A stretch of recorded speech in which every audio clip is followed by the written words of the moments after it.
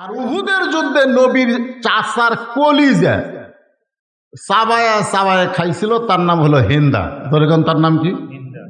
হেন্দা।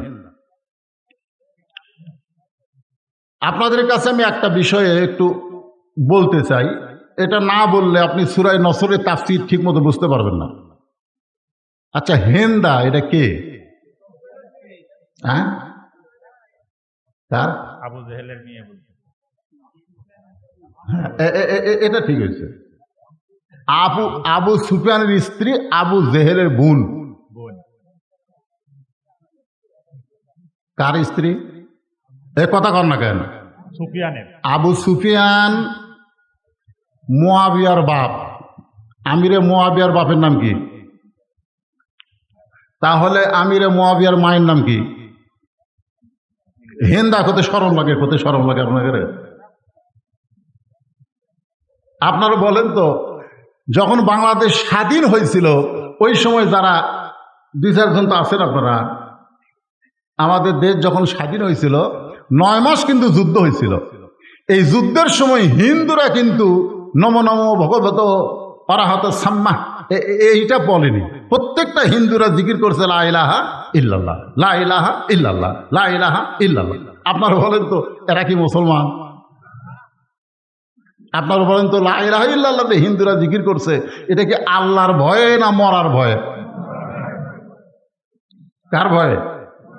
মরার ভয়। এই জন্য আল্লাহ রাসূল বলেন ইকরার বিল লিসান তাসদিক বিল জানান আমল বিল আরকান। আমি হেন্দাকে নিয়ে এই কারণেই কথা বলতে চাই, হেন্দার চাইতো খারাপ মহিলা যিনি বাংলাদেশ থেকে পালায়া গেছে। আপনারা একটা খবর জানেন? আমার নামে নাম একজন বজলুল হুদা। নাম কি? বজলুল হুদা।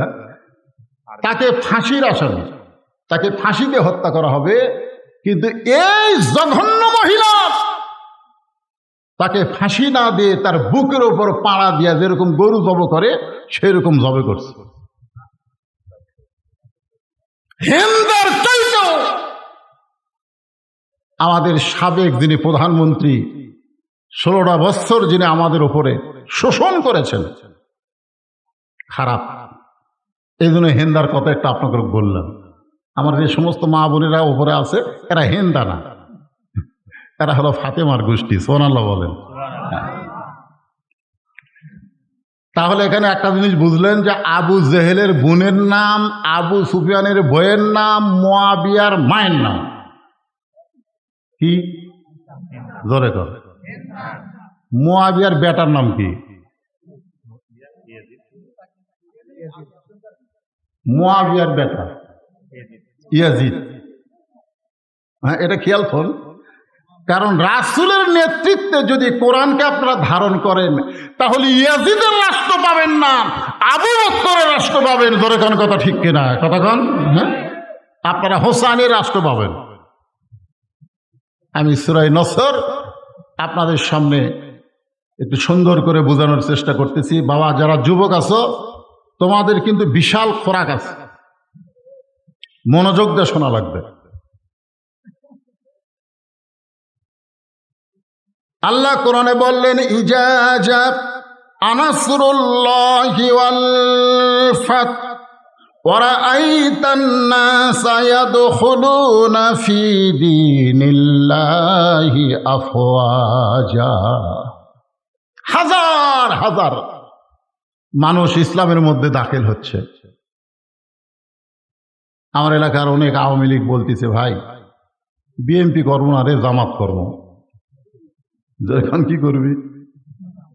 কারণ জামাতের আমির আমাকে মাফ করে দিছে রে। জামাতের আমির আমাকে কি করে দিছে? আপনারা বলেন তো এরা যে জামাত করবি এরা কি আসলই করবি? কথা কন না কেন? আল্লাহ সূরা নসরের মধ্যে বলতেছে যে হাজার হাজার মানুষ ইসলামের মধ্যে প্রবেশ করেছে।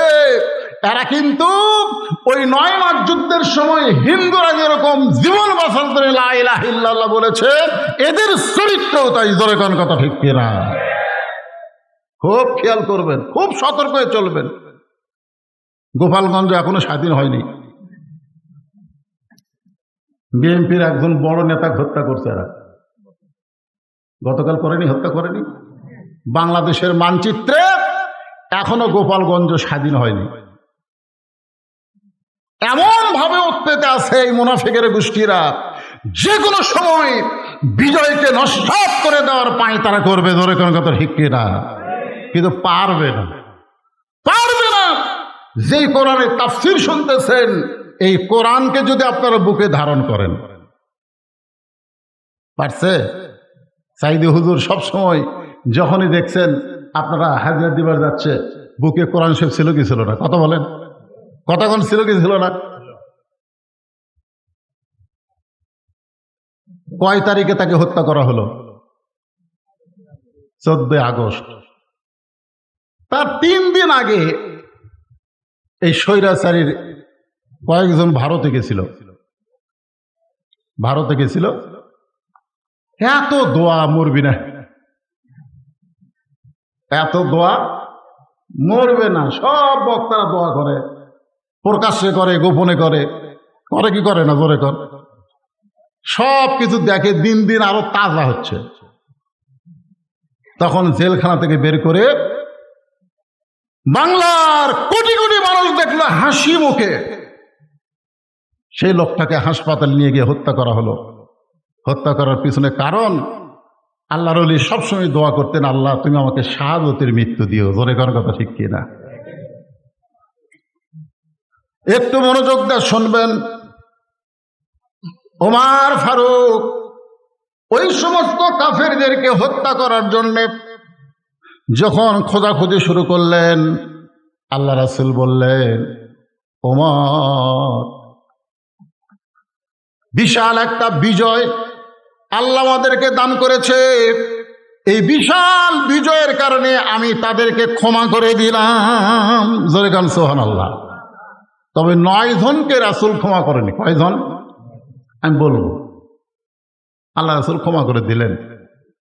আজকে আমাদের বাংলাদেশেও জামাত ইসলামের আমির ক্ষমা করেছে, তাই বলে পাইকারে হারে সবাইকে ক্ষমা করা হবে না।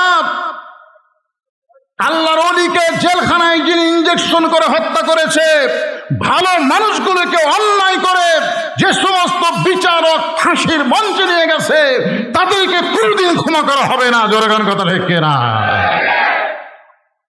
সবাইকে ক্ষমা করার নজির ইসলামেও নাই। গড় দেওয়ার কথা ইসলামে আছে, আছে না নাই? জোরে কর, আছে না নাই? আমি আল্লাহ যখন আসমান ভালো করে দিছে, কিন্তু সময় আপনাদের সামনে আলোচনা করব, বিরক্ত হচ্ছেন? হ্যাঁ, একটু মনোযোগ দেবেন। আল্লাহ রাসূল ক্ষমা করে দিলেন।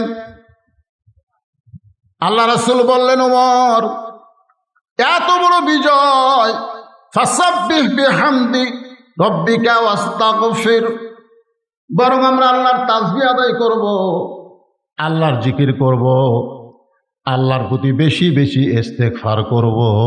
সুবহানাল্লাহ। ইস্তেগফার মানে কি? ইস্তেগফার মানে ফিরে আসা, ফিরে আসা। আমাদের মধ্যে যেন কোনো অহংকার কোনো সময় না আসে যে আমরা বিজয় লাভ করেছি। সব সময় আমাদের বিশ্বাস করতে হবে আল্লাহ আমাদেরকে বিজয় দিয়েছে। জোরে করার কথা ঠিক কিনা? হ্যাঁ, ফিরে আসবো না। সাহাবীরা 10,000 সাহাবী, বুঝতেছেন না? মনের আনন্দে নবী যে কি বলতেছে এইটাও আর খেয়াল করতেছেন। আনন্দ, আনন্দ, আনন্দের চোটে 450 থানা পুড়ে দিতে। জোরে কোন কথা ঠিক কিনা? আনন্দের চোটে একের বাড়ি ঘর লুট করছে, পুড়ে পুড়ে দিছে। এইগুলো মুসলমান? এগুলো মুসলমান করে? আপনারা বলেন, শত্রুর বাড়ি পুড়ে দেওয়া, থানা লুট করা, এগুলো মুসলমানের কাজ? 10,000 সাহাবীর কিছু অংশ শুনতেছে আর সাইডে খেলে আনন্দ, বিজয় হয়ে গেছে, মক্কা বিজয় হচ্ছে। একদিন গভীর রাত্রে নবী আবু বকরকে নিয়ে মক্কা থেকে মদিনায় হিজরত করেছে, সেই মক্কা আল্লাহ আমাদেরকে দান করেছে। লাফাও রে! আল্লাহর নবী চিন্তা করলেন, এই সমস্ত আনন্দকারী সাহাবীদেরকে সাইজ করার জন্য একটা জায়গার মধ্যে ঢুকতে হবে, একটা জায়গার মধ্যে ঢুকতে হবে। সে জায়গার নাম হলো জান্নাতুল মাওয়া। খুব খেয়াল করবেন, সে জায়গার নাম কি? হজ করছেন হাজী সাহেবরা জানে, কাবা থেকে, কাবা ঘর থেকে দক্ষিণে 1 কিলো গেলি এই জান্নাতুল মাওয়া, মক্কার সবচাইতে বড় গোরস্থান। আল্লাহ রাসূল জান্নাতুল মাওয়ার মধ্যে ঢুকলেন। এখন আপনারা বলেন, রাসূল যদি কোনো গোরস্থানের মধ্যে ঢোকে, সাহাবীরা কি করবে? কথা কয় না। আল্লাহ কোরআনে বলেন, আতিউল্লাহ ওয়া আতিউর রাসূল, আল্লাহর আনুগত্য করো, তোমাদের নবীকে অনুসরণ করো। নবী যখন বিজয়ের আনন্দ না করে গোরস্থানের মধ্যে ঢুকলেন, সাহাবীরা নবীকে অনুসরণ করলেন। নবী একটা কবরের পাশে গিয়া ছোট বাচ্চার মতন কান্না শুরু করে দিলেন। আমার মায়েরা যারা দোতলায় বসে ওয়াজ শুনতেছেন, একটু মনোযোগ দিবেন। আল্লাহ কোরআনে বললেন, অকরনা ফি বুয়ুতিকুন্না ওয়ালা তাবাররাজনা তাবাররুজাল জাহিলিয়াতিল উলা। রে মেয়েরা, তোমরা ঘরের ভিতরে থাকো, তোমরা ঘরের বাইরে যাইও না। কোনো প্রয়োজনে যদি ঘরের বাইরে যাও, তাহলে হেজাব নিয়া, পর্দা নিয়া তোমরা বাইরে যাবে। ওই জাহিলি যুগের মেয়েদের মতন সাজগোজ করে বের হওয়ার কোনো পারমিশন মুমিনা নারীর জন্য নাই। এই হুকুম কার? আরো জোরে বলেন। এই হুকুম হচ্ছে আমার আল্লাহর। অথচ বাংলাদেশে এমন কতগুলো বুদ্ধিজীবী আছে যারা বলতেছে 24 সালে আবার কিসের পর্দা, 24 সালে নাকি পর্দার দরকার নাই। আপনারা বলেন তো, এই পর্দাটা কোনো সালেকে আল্লাহ মাফ করছে না কিয়ামত পর্যন্ত মেয়েদের জন্য ফরজ করেছে? কথা বলেন না কেন? কারণ আপনারা যে 5 ওয়াক্ত নামাজ পড়েন, এই নামাজ কিন্তু 24 ঘন্টায় পড়া লাগবে না। আপনি 5 বার নামাজ পড়লে চলবে। আমার মায়েদের বলতেছে, আপনারা যে রমজান মাসে রোজা রাখেন, সারা বছর রোজা রাখা লাগবে না, 1 মাস রোজা রাখলেই চলবে। ও মায়েরা, আপনারা যে পর্দা করবেন, এই পরে না, 24 ঘন্টায় পর্দার ভিতরে থাকা লাগবে। হুকুম কার? নবী একটা কবরের পাশে গিয়া, জান্নাতুল মাওয়া কবরের পাশে গিয়া ছোট বাচ্চার মতন কান্না শুরু করে দিলেন। সাহাবীরা বললেন, এ রাসূলুল্লাহ, আজকে মক্কা বিজয়ের দিনে আমরা আনন্দ মিছিল করব, আর আপনি আনন্দ মিছিল না করতে দিয়া আপনি কবরের মধ্যে ঢোকে একটা কবরের কাছে দাঁড়িয়ে ছোট বাচ্চার মতন কাঁদতেছেন। হুজুর, আপনার এই কান্দার কারণ কি? আর এই কবরটা কার আমরা একটু জানতে চাই। এত বড় বিজয়ে নবী আনন্দ মিছিল না করে কবরের পাশে গিয়ে দাঁড়ালেন। আমরা যারা বাংলাদেশে বিজয় পাইছি 24 সালের 5 আগস্ট, আমরা কি একটা বার কবরের কথা খেয়াল করছি? আমাদের নেতা, শ্রেষ্ঠ নেতা, তিনি বিজয়ের আনন্দ না করে সমস্ত সাহাবীদেরকে নিয়ে কবরের মধ্যে ঢুকলেন। একটা কবরের পাশে গিয়া ছোট বাচ্চার মতন কান্না শুরু করে দিলেন। সাহাবারা জিজ্ঞাসা করলেন, হুজুর, এইটা কার কবর? কারণ যেই কবরের পাশে রাসূল কাঁদতেছে, ওই কবর যখন আল্লাহ রাসূল দিয়েছেন, তখন সাহাবীর সংখ্যা ছিল মাত্র 300 জন। ধরে কোন কয়জন? আজকে মক্কা বিজয়ের দিনে সাহাবী কত? 10,000। তাহলে 9,700 জন সাহাবী জানে না ওটা কার কবর। আল্লাহ রাসূল বললেন, যেই কবরের পাশে দাঁড়িয়ে কাঁদতেছি, এই কবরটা হলো তোমাদের মা খাদিজাতুল কুবরার কবর। সমস্ত সাহাবীরা বললেন, ইয়া রাসূলুল্লাহ, আমরা মা খাদিজা সম্পর্কে একটু জানতে চাই। আমরা মা খাদিজা সম্পর্কে জানতে চাই, কারণ 300 জন সাহাবী জানে মা খাদিজাকে, আর 9,700 জন তারা তো আর জানে না। এ কারণে বললেন, হুজুর, আমরা মা খাদিজা সম্পর্কে একটু জানতে চাই। আল্লাহ রাসূল বললেন, খাদিজার সম্পর্কে জানবে না খাদিজার জীবনের একটা আমল তোমরা শুনবে? খাদিজার সম্পর্কে জানবে না খাদিজার জীবনের একটা আমল তোমরা শুনবে? সমস্ত সাহাবীরা বললেন, হুজুর, খাদিজার জীবনে এমন কি আমল ছিল যে আমলটা আমরাও শুনতে চাই। রাসূল বললেন, শুধু শুনলে হবে না, সে আমল তোমাদেরকে করতে হবে। সামিনা ওয়া তাআনা। এই কোরআন শুধু শুনলে হবে না, বাস্তবে কোরআনকে গ্রহণ করা লাগবে। কথা বলেন ঠিক কিনা? তো আজকে কি আপনারা খালি শুনবেন না আমল করবেন? এ কথা কন না কেন? এই যুবকেরা, কারা কারা এশার নামাজ পড়নি? বৃষ্টির মধ্যে যখন মসজিদে ঢুকলো, আমি তখন ভাইয়ের সাথে বললাম, ভাই, মসজিদে সবাই ঢুকবে না, কারণ মসজিদে ঢুকবার গেলে কি লাগে? শরীর পাক থাকা লাগে। ধরে কারণ কি থাকা লাগে? 2 নম্বর কাপড় পাক।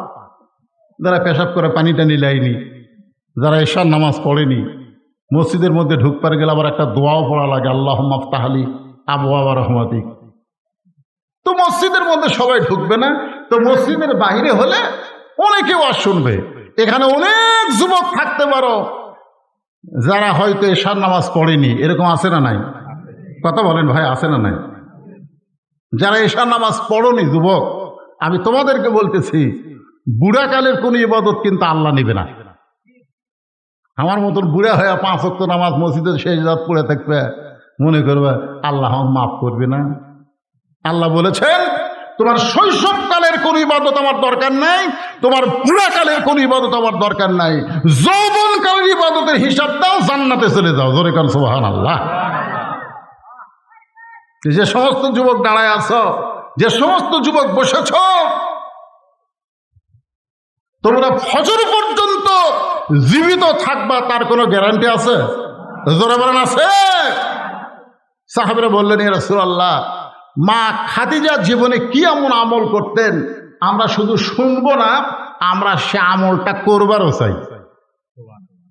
তো মা খাদিজা কি আমল করছে, আপনারা খালি শুনবেন না করবেন? কথা কয় না। কারা কারা করবেন? 2 হাত তোলা, আল্লাহকে একটু দেখান তো দেখি। যারা এশার নামাজ পড়ো না হয় তারাও হাত তোলো, টান টান করে তোলো। লিল্লাহে তাকবীর। আল্লাহ রাসূল বললেন, মা খাদিজার জীবনের সবচাইতে গুরুত্বপূর্ণ আমল হলো সব সময় মৃত্যুকে স্মরণ করা। সব সময় কি স্মরণ করা? মৃত্যুকে স্মরণ করা। চাষতলে বসে আমরা গল্প করতেছি, অমুকের ফাঁসি হলো, অমুকের ফাঁসি হলো, অমুকের ফাঁসি হবে রে। 2 কান্দের 2 ফেরেশতা খায়, আল্লাহ ই কত বড় শয়তান, ই অপরের ফাঁসির চিন্তা করে, এর মরার চিন্তা করে না কেন? কারণ ফাঁসির তারিখ আছে, মরার কোনো তারিখ নেই। কথা কোন ভাইজান? ফাঁসির তারিখ আছে না নাই? ধরে কেন আছে না নাই? জল্লাদ শাহজাহান বলেছে, জল্লাদ শাহজাহান, যে জামাত ইসলামের যে কয়টাকে ফাঁসি দেওয়া হয়েছে আমি নিজেই দিছি। হ্যাঁ, গর্বের সাথে মরে গেছে, ওই কিন্তু মরছে, জল্লাদ শাহজাহান মরছে। ও বলছে জামাত ইসলামের যে বড় বড় নেতাগুলো ফাঁসি দেওয়া হয়েছে আমি নিজেই দিছি। এক সাংবাদিক বলতেছে, অবস্থা কিরকম? বলে আমি ওই জায়গাতে আশ্চর্য, একজনকেও দেখিনি হাসির মঞ্চে সে কান্না করতে, বরং সবাইকে দেখেছি মুস্কি মুস্কি হাসি তাদের মুখে। কারণ তারা সাইদ হসে। ধরে কন কি হসে? কথা কন না কেন? সাইদ হসে। আল্লাহ বলেছেন, লা তামুতুন্না ইল্লা ওয়া আনতুম মুসলিমুন, তোমরা মুসলমান না হয়ে মরো না। যে কয়েকজনকে ফাঁসি দেওয়া হয়েছে তাদের হাসির কারণ হলো তারা মুসলমান হয়ে ফাঁসির রশি গলায় নিচে। জোরে কোন কথা ঠিক না? কারণ তারা বিশ্বাস করে ফাঁসির দড়ি গলায় নেওয়া মানেই দুনিয়া থেকে বিদায় নিব, আল্লাহ জান্নাতের 8টা দরজা খুলে দিবে। জোরে কোন কথা ঠিক? ফাঁসির আগে মানুষ তওবা পড়ে, নামাজ পড়ে, কোরআন তেলাওয়াত করে, কানতে কানতে কলমা পড়ে। রাসূল বলেছেন, সারা জীবন যদি পাপ করে মৃত্যুর সময় লা ইলাহা ইল্লাল্লাহ এ কলেমা পড়ে যদি মারা যায়, শুধুমাত্র এই কলেমা পড়ার উসিলায় আল্লাহ তাকে মাফ করে দেয়। আপনারা গ্যারান্টি দিয়ে বলেন তো যে যারা আমরা মারা যাবো তারা কলমা পড়ে মরবো, এরকম কয়জন আছে? গ্যারান্টি দেন তো, পারবেন? তাহলে আমাদের কলমার গ্যারান্টি নেই। আমরা ফাঁসির আসামি নিয়ে টেনশন করি কেন? আমাদের নিজের মৃত্যুকে নিয়ে খেয়াল করার দরকার আছে না নাই? এশার নামাজ পড়ার পরে যেই ব্যক্তি মসজিদের দিকে, দরজার দিকে তাকায় বলবে, আল্লাহুম্মা ইন্নী আসআলুকা মিন ফাদলিক, আল্লাহ তোমার ঘর থেকে বের হলাম, ফজর পর্যন্ত আমার হায়াত আছে কিনা গ্যারান্টি নাই, এটাই আমার জীবনের শেষ নামাজ হতে পারে। আল্লাহ বলে, এটাই তোর জীবনের শেষ নামাজ যদি হয়, তোর জন্য জান্নাতও বলবৎ হয়ে গেছে। জোরে কান সুবহানাল্লাহ।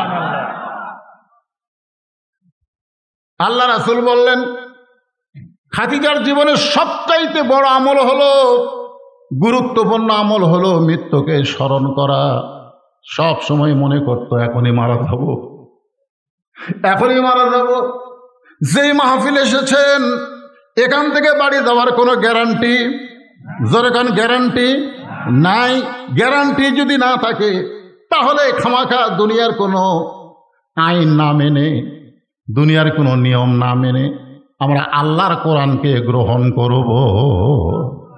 গ্যারান্টি যদি না থাকে, আজকে আমরা ওয়াদা করি, আল্লাহ তোমার কোরআনকে আমরা গ্রহণ করব, কোরআনের আন্দোলন করব, কোরআনের দল করব।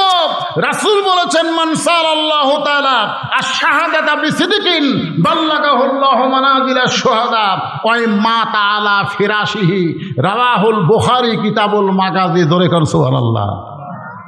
কোরআন বিজয়ের আন্দোলন যারা করবে, কোরআনের দল যারা করবে, কোরআনের শাসন যারা নিজের চোখে দেখার নিয়তে কাজ করবে, এই আন্দোলন করতে করতে ওই মা তাআলা ফিরাশিহি, সে যদি নিজের বিছনায় মৃত্যুবরণ করে, কোরআনের শাসন যদি তার চোখে দেখা নাও পড়ে, রাসূল বলতেছেন হাসরের ময়দানে আল্লাহ তাকে শহীদদের কাতারে দাঁড় করাইয়া দিবে। আপনারা বলেন তো, শহীদের কাতারে কেউ যদি দাঁড়ায়, তার কোনো হিসাব আছে? তাহলে এখন আমরা জীবনের গ্যারান্টি নেই, যে কোনো সময় মরবো। তো খামাখা অন্য দল না করে আমরা আল্লাহর কোরআনের দল করব। কারা কারা করবেন? দুই হাত তুলে একটু আমার আল্লাহকে দেখেন তো ভাই। লিল্লাহে তাকবীর, আল কোরআনের আলো। রে পাগলা, এটা তো অ্যাঙ্গেল, এখন ডাইরেক্ট মারবা। আর কোনো টেনশন আছে নাকি? আছে। ওয়াসা কোম্পানি একটা ট্যাঙ্কি বানাচ্ছে, ট্যাঙ্কির গায়ে লেখা আছে 2 কোটি লিটার পানি আছে। ওই ট্যাঙ্কির পানি ঢাকার সব জায়গায় সাপ্লাই দেয়। এখন বাসার এই ভাই পানি পান করে, পানি দিয়ে উজু করে, পানি দিয়ে গোসল করে, কিন্তু ট্যাঙ্কির একদিন গভীর রাত্রে ছাপ না খুলে ওই ট্যাঙ্কির মধ্যে 2টা মরা মোষ ঢুকে দিয়েছে। কটা? 2টা মরা মোষ ঢুকে দিয়েছে। এই 2টা মরা মোষ আস্তে আস্তে পচিয়া গলে ওই পানির মধ্যে মিশ্রণ হয়ে প্রত্যেকটা বাসায় পানি চলে আসতেছে। এখন বাসার লোকেরা ওই পানি গিলাসের মধ্যে নিয়ে দোয়া পড়তেছে, ওয়াসাকাহুম রাব্বুহুম শারাবান তাহুরা। ঘরে ঘরে কোরআনের আলো জ্বলাচ্ছে, ওয়াসাকাহুম রাব্বুহুম শারাবান তাহুরা। আপনার বলেন তো, পানি পাক না না পাক? কেন? কেন? আসল জায়গা না পাক। তুমি যতই ঘরে ঘরে কোরআন তেলাওয়াত করো, কাম হবে না। আসল জায়গায় আল্লাহর কোরআনকে নিয়ে যাওয়া লাগবে। যেরকম কথা, হে এই ট্যাঙ্কির নাম হলো সংসদ। যেরকম ট্যাঙ্কির নাম কি? একটু সাটা কবেন তো ভাইজান। হ্যাঁ, আল কোরআনের আলো। আপনার সবাই বলবেন, সংসদে জালো আল কোরআনের আলো। হলো না? এতগুলো মরদ মানুষ আরে আমার এলাকার 2 মেয়ে মানুষ ঝগড়া করলে কোয়ার্টার কিলো দুধ থেকে শোনা ভাই। হাই রে গলার পাওয়ার ভাই, আপনি বিশ্বাস করতেছেন না। একটা স্লোগানই আল্লাহ আপনাকে জান্নাত দিতে পারে, পারে কি পারে না? এই কোরআন সুপারিশ করবে। কোরআনকে আল্লাহ তাআলা দলিল হিসাবে ঘোষণা করেছে। সবাই বলবেন, বলবেন তো ইনশাআল্লাহ। আল কোরআনের আলো, কোরআন হাদিস যেখানে, দুনিয়ার মুসলমান লিল্লাহে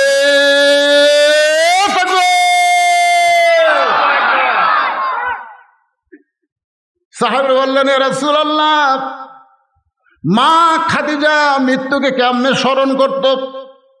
আল্লাহ রাসূল বললেন, তাহলে শোনো, একদিন গভীর রাত্রে আমি রাসূলের ডান হাতখানা খাদিজা বুকের মধ্যে নিয়ে ছোট বাচ্চার মতন কাঁদতেছে।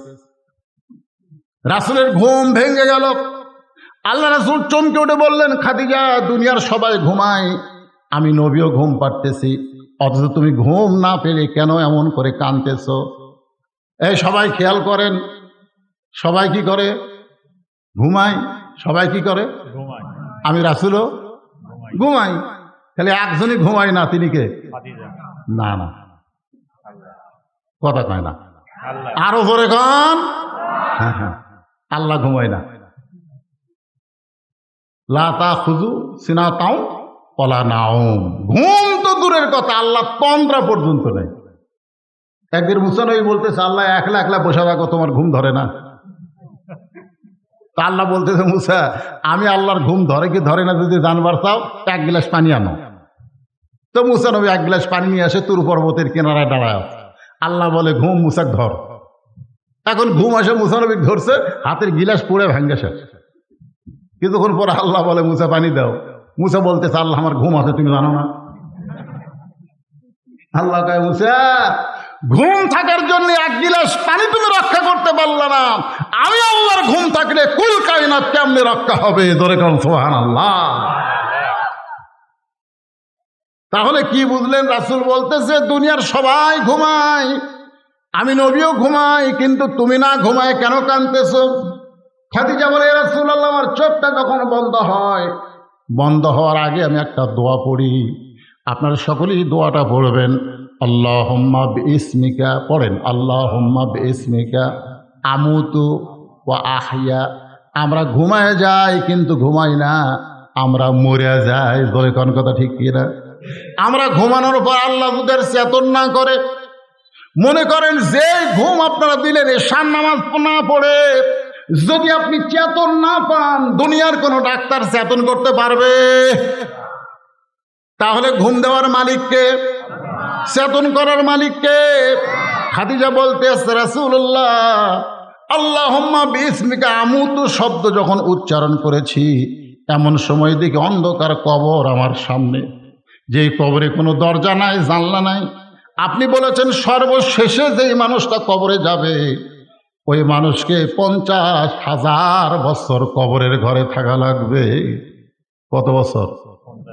ওই অন্ধকার ঘরে কেমনে থাকবো? সঙ্গে সঙ্গে আল্লাহ নবী খাদিজার কপালে চুমা দিয়ে বলে, খাদিজা, ওই আল্লাহর শপথ করে বলতেছি, ঈমান গ্রহণ করার পরে আপনি আল্লাহর সঙ্গে যে সম্পর্ক গড়ে তুলেছেন, আল্লাহ আপনার কবরকে জান্নাত বানায়া দিবে। সুবহানাল্লাহ, জোরে কর। আপনারা বলেন তো, রাসূল কি বলেছেন? এটা খেয়াল করেননি। আল্লাহ রাসূল বলেছেন, ঈমান গ্রহণ করার পরে আপনি আল্লাহর সঙ্গে যে সম্পর্ক গড়ে তুলেছেন, তাহলে ঈমানের আগে আল্লাহর সাথে সম্পর্ক করা যায়? কথা কয় না, যাবে? ওই মেসি, নেইমার যতই কোটি কোটি টাকা দান করুক, সওয়াব আছে? কথা কর না কেন? সওয়াব আছে কেন নাই? কারণ ঈমান নাই। এই জন্য আল্লাহ সূরা আসরে শপথ করার পর কি বলতেছে? ইল্লাল্লাযীনা আমানু, তারপরে ওয়া আমিলুস সালিহাত। তোর ঈমান যদি না থাকে, একটা আমল আল্লাহর দরবারে কবুল হবে না। ধরে কোন কথা ঠিক কিনা? 16 বছর স্বৈর শাসকের কারণে আমাদের সকলের ঈমান দুর্বল হয়ে গেছিল। ধরে কথা কন না কেন ভাই? চারিদিকে তাকায় বক্তা বলতে আসতে হয়, বক্তাও তাকায়।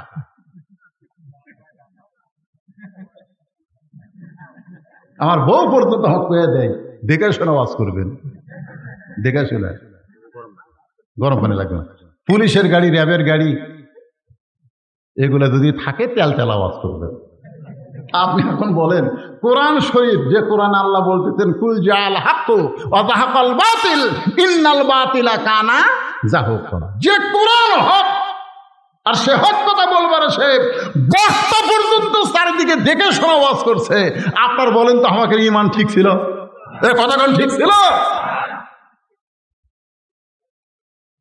এই জন্যে ঈমান গ্রহণ করার পরে। আল্লাহ রাসূল বলে নাই যে ঈমানের কলেমা পড়ার পরে, তা বলে নাই। বলেছে খাদিজা ঈমান গ্রহণ করার পরে তুমি আল্লাহর সঙ্গে যে সম্পর্ক গড়ে তুলেছ, আল্লাহ তোমার কবরকে কবর রাখবে না, তোমার কবরকে জান্নাত বানায় দেবে।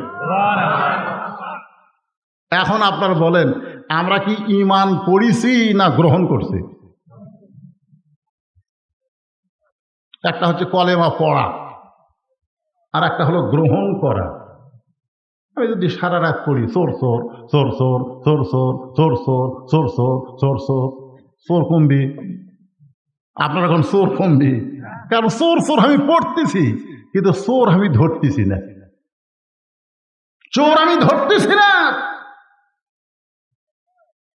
আসে মুয়াজ্জিন বলতেছে হুজুর ইমাম সাহেবকে যে হারে চুরি বেড়ে গেছে আপনি একটু দোয়া করবেন হুজুর, চুরি যেন কমে। ইমাম সাহেব বলতেছে ঠিক আছে, ঈশার নামাজ পড়ার পরে সবাই বসবেন। সবাই বসে গেছে। বলে একবার সূরা ফাতিহা পড়েন, 3 বার সূরা ইখলাস পড়েন, একবার দুরূদ শরীফ পড়েন। সবাই হাত তুলে দোয়া করতেছে আল্লাহ চোরের হাত থেকে, এটা কি গ্রাম ভট্টপাড়াকে তুমি হেফাজত করো আল্লাহ। আল্লাহ যে হারে চুরি শুরু হয়ে গেছে আল্লাহ চোরের হাত থেকে হেফাজত করো। সাইড থেকে চোর বলতেছে আমিন, চোর বলতেছে আমিন, যে তোরা দোয়া করে যে ঘুম পাড় আর আমি কম খাই। আমরা 16 বছর খালি দোয়া দিয়ে কারো সাথে কি করছি, তবে অ্যাঙ্গেলে দোয়া, ডাইরেক্ট না। বলছি আল্লাহ কোরআনের পাখিকে হেফাজত করো। আল্লাহ আমার সাইদি হুজুরের নাম ধরবার পারিনি, জোরে কথা কন না কেন, কথা কন। এখন ইমাম সাহেব যদি বলে মুয়াজ্জিন ভট্টপাড়ায় চুরি শুরু হয়ে গেছে, প্রত্যেকটা মুসল্লি 2 হাতে 1টা করে লাঠি কাটো, যে কয়টা রাস্তা গ্রামে আছে প্রত্যেকটা রাস্তার মাথায় 10 জন গোপনে লাঠি নিয়ে দাঁড়িয়ে থাকো। আপনারা বলেন তো চোর আমিন কবি, কথা কন না কেন, চোর আমিন কবি। আজকে আমাদের অবস্থাটা কি? ঈমান আমরা কলেমা পড়েছি না গ্রহণ করছি? না, গ্রহণ করার মতন মুসলমান এখন আমরা হইনি। গ্রহণ করবার গেলে 3টা জিনিস খেয়াল করেন। ইকরার বিল লিসান, জবানে বলতে হবে লা ইলাহা ইল্লাল্লাহ। 2 নম্বর হলো তাসদিক বিল জানান, শুধু জবানে বললে হবে না, ওইটা কলিজার মধ্যে জায়গা দেওয়া লাগবে। কলিজার মধ্যে যদি ঈমানের জায়গায় একবার দিবার পারি, উকিরে সে বারবার বলতেছে রাষ্ট্রপতির কাছে দরখাস্ত করেন, রাষ্ট্রপতি যদি আপনাকে মাফ করে দেয় তাহলে আপনার ফাঁসির দণ্ড মাফ হয়ে যাবে। ঈমানদার কলিজার দিকে তাকায় আর কয় কি কইলা উকিল, বলে রাষ্ট্রপতির কাছে দরখাস্ত করেন, রাষ্ট্রপতি যদি আপনাকে মাফ করে দেয় তাহলে আপনার ফাঁসির দণ্ড মাফ হয়ে যাবে। তাসদিক বিল জানান, কলিজার ঈমান বলতেছে উকিল তুমি কার কাছে আমাকে মাফ চাইতে বলো? আমি আমার নিজের জীবনে 3 জন রাষ্ট্রপতিকে ক্ষমতা থাকা অবস্থায় মরা দেখছি। একটা হলো শেখ মুজিবুর রহমান, একটা জিয়াউর রহমান, একটা জিল্লুর রহমান, যারা নিজেরাই মারা যায় কোন ইমানদার ঈমান থাকা অবস্থায় রাষ্ট্রপতির কাছে বাঁচার দরখাস্ত লিখবে না। বলে কোন কথা ঠিক কি না? এর নাম হলো তাসদিক বিল জানান, কলিজার মধ্যে ঈমান। আয় যেরকম ছোট ছোট বাচ্চারা দৌড়াদৌড়ি করছে, আমার ভাই বললো আয় হায় পুলিশেরা সমানে গুলি করতেছে আর ছেলেরা সব দৌড়াই, গুলির সামনে একজন দুনিয়া পড়ে যায়, তাকে টান দিয়ে আর একজন দাঁড়ায়। তাসদিক বিল জানান, বিশ্বাস করেছে মৃত্যু হবে না, শাহাদাত হবে। ধরে বলেন কথা ঠিক কি কথা কন? আশ্চর্য, একজনের মরা দেখে 10 জন ভয় দৌড় দেয় না, বরং তারা আরো তাকে লাশটা সরাই দেয়, ওইখানে দাঁড়ায় মার। তাসদিক বিল জানান, কলিজার মধ্যে ঈমান, মরা লাগবে। বাতিলের সঙ্গে আপোষ করে বাঁচতে চাই না, হকের পক্ষে লড়াই করে মরতে চাই। ধরে কোন কথা ঠিক না? মরা লাগবেই। 3 নম্বর হলো আমল বিল আরকান, ইমান অনুযায়ী আমল করতে হবে। ইমান অনুযায়ী আমল করতে গেলে আবল তাবল আমল করলে হবে না। আবল তাবল দলিল নাই, বিনা দলিলে আমল করে, এরকম আমল আমাদের বাংলাদেশে আছে না নাই? আমার দয়াল বাবার দরবারেতে কেউ ফিরে না খালি হাতে।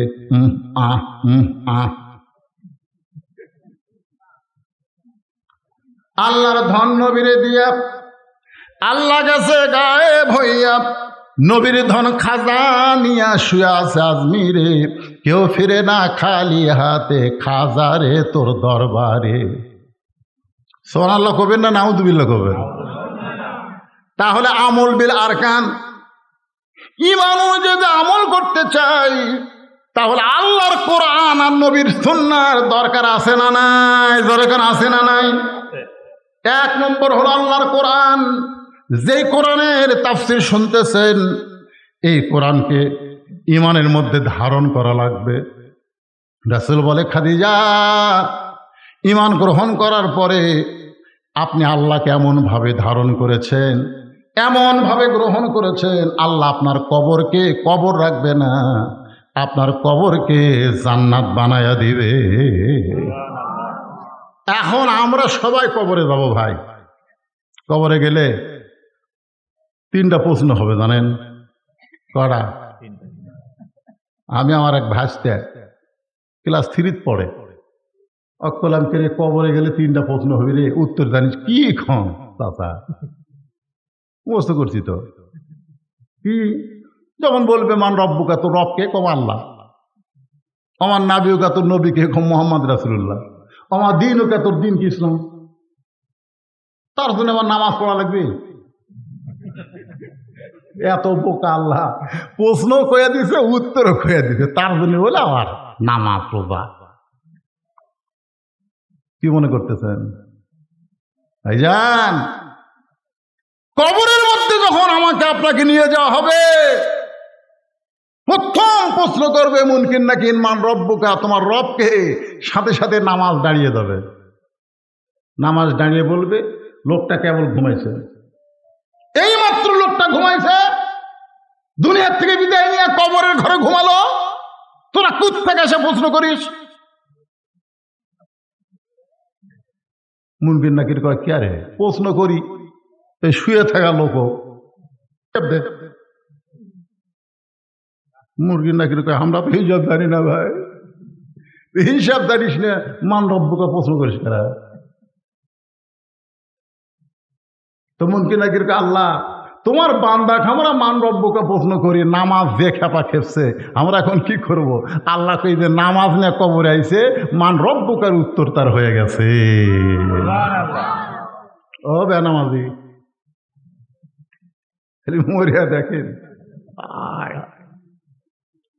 এমন আজাব দিবে রে ভাই, কবরের ওই মাটিতে গলা ফেটে রক্ত ঝরবে চিৎকারের ওই চোটেতে। সবাই বলেন, বললে মনটা একটা হালকা হয়ে যাবে। ডানে কবর বামে কবর, ডানে কবর বামে কবর, নিচে কবর আছে যে, ওপর দিকে চাইয়া দেখো বাঁশের ছাউনি দিছে কে। এ কথা সবাই কি বলা লাগবে? সবাই বলেন। কিন্তু যেদিন ডাক পড়িবে, সবাই বলেন, কিন্তু যেদিন ডাক পড়িবে কবর মাঝে যাইতে, জোগাড় কিছু করছো বন্ধু তার মাঝে বিছাইতে। ভাইজান আপনারা বলেন তো, এই যে আপনারা বললেন কিন্তু যেদিন ডাক পড়বে, এই যেদিন কি বার? কথা কয় না রে। আচ্ছা আপনারা কি আমার কথা বুঝতেছেন না? বুঝতেছেন? তাহলে বলেন তো, কিন্তু যেদিন, এই যেদিন কি বার?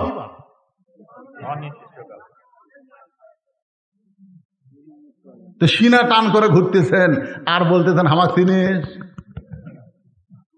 আমি কার দল করি তুই জানিস? সকালবেলা বলতেছে আমার চিনিস, এই আগামীকাল 10টায় তো সাইজ কর্ম রে, এমন হুমকি মারছে। লোকটা তো খুবই সহজ সরল মানুষ, বাড়িতে এসে কাঁদতেছে। বউ কই কান্দো কেন গো? আগামীকাল 10টা আমাকে সাইজ করবে। হায় হায়, আগামীকাল 10টায় সাইজ করবে আর এখনই কান্দা শুরু করছো?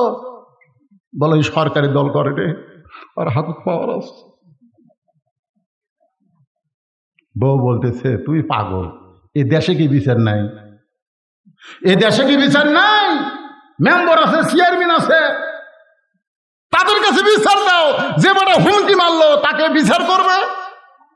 তখন স্বামী বলতেছে আরে যে আমাকে বলছে আগামীকাল 10টায় তো সাইজ কর্ম, ওই চেয়ারম্যানই লোক।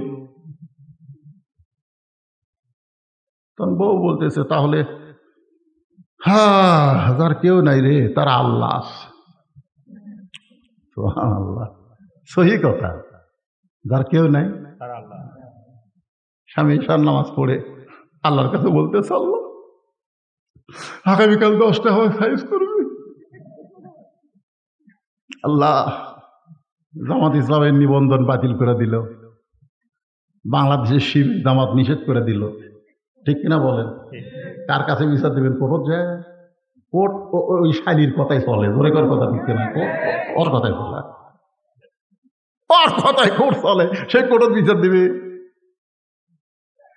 হ্যাঁ আল্লাহ, সকাল 10টা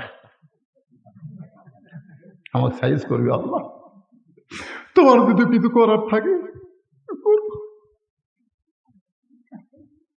চোখের পানি নিয়ে একেবারে ইমানের হালে আল্লাহর কাছে বিচার দিচ্ছে। আর বউ দিনের বেলা ওরই প্যান্ট শার্ট পরিষ্কার করছে, টাইলস আলা বাথরুমে ওরই প্যান্ট শার্ট পরিষ্কার করছে, কিন্তু এই সাবানের ফ্যানটা যে পানিতে ধুয়ে দেওয়া লাগবে ওটা আর বইয়ের মনে নেই। কথা বুঝলেন? ওই 9টার সময় আছে পেশাব করবে, পঞ্চের স্যান্ডেল তলা সমান। ওই বউ যে ফ্যানটা করে থাকে সাবানের ফ্যানটা, ওই ফ্যানটার উপর 2 পাও দিয়েছে ব্রেক ছাড়া। পড়ারও তো একটা ব্রেক আছে, ব্রেক দিয়ে পড়লে কিন্তু একবার 2 পা, একবার 2 পা সামনে গেছে, গাছ কাটলে যেরকম ঠাস, ও বাবারে মারে করছে। বউ আসা দেখে স্বামী কাঁধে আছে। আগামীকাল সকাল 10টায় সাইজ করবি, 9টার সময়। বউ টানা বার করে চিল্লাচিল্লি করে, টানা বার করে চোখে মুখে পানি দেয়, হুঁশ ফিরছে, খালি একটা কথা বলতেছে আমার মাজা নাই, আমার মাজা নাই। অ্যাম্বুলেন্স কল করছে, বগুড়া শহীদ যে মেডিকেল থেকে অ্যাম্বুলেন্স আসছে রাতে 11টার সময়। অ্যাম্বুলেন্স, ওরে বাবারে সররে মরল রে, ওরে অ্যাম্বুলেন্সের একটা সাউন্ড আছে না নাই, ওরে বাবারে সররে মরল রে, ওরে বাবারে সররে মরল রে। এখন এই লোকটা চিন্তা করতে দেখে রে আমার গ্রামতে অ্যাম্বুলেন্স ঢুকতেছে, কার কি হলো দেখি তো। বউ কয় না বাড়াও না, সকাল 10টা সাইজ করবি, বাড়ানোর দরকার নেই। স্বামী বলতেছে পাগল, সকাল 10টা রে আর রাত 11টা। আস্তে আস্তে আসা দেখে উই একেবারে তক্তা যেরকম লিয়া যায় ওই রকম রক ঢুকাচ্ছে। ওই জানলার কাছে গিয়ে বলতেছে ভাই সকাল 10টা বাজতে এখন অনেক বাকি আছে ভাই, 42 সাল এখন অনেক বাকি ভাই, তার আগে তুই তক্তা কেরে, তুই তক্তা কেরে।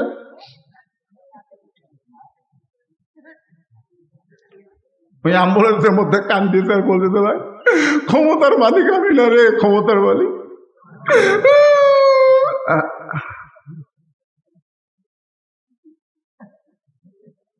সবাই আমার সঙ্গে পড়েন, তো আইজ্জু মান তাশা ওয়া তুযিল্লু মান তাশা বিয়াদিকাল খায়র ওয়া হুয়া আলা কুল্লি শাইইন কাদির।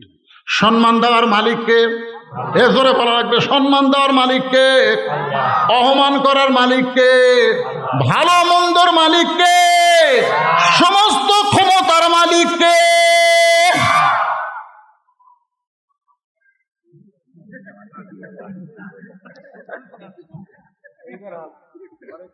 আমার মায়েরা বোনেরা যারা পর্দার অন্তরে আছেন, বিরক্ত তো হচ্ছেন না? অনেক সময় ওয়াজ করলাম আপনাদের জন্য, আমার মা বোনদের জন্য। 4টা মিনিট একটু ওয়াজ করি। কয় মিনিট? যেরকম কয় মিনিট? 4টা মিনিট একটু ওয়াজ করি আমার মা বোনদের জন্যে।